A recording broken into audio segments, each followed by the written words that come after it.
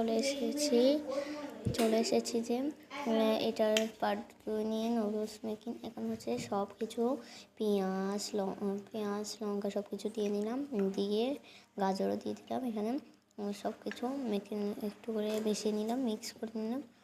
এবার দেখেন কি সুন্দর হয়েছে, স্মেলটা কিন্তু জাস্ট ওয়াও। আমি যেহেতু রোজা রেখেছি খেতে পারবো না। এখন হচ্ছে নুডলসগুলো দিয়ে নিলাম।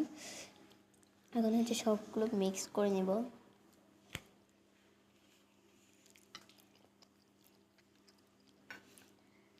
দেখুন কি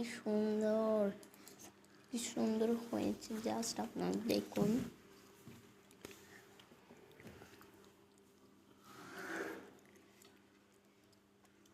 এবার হচ্ছে আমার সবগুলো মিক্স করে নিচ্ছে। এবার হচ্ছে উপর দিয়ে একটু করে ধনেপাতা দিয়ে দিলাম। আমরা ঠিক করে দিতে পারি না, ওই জন্য আমি দিলাম।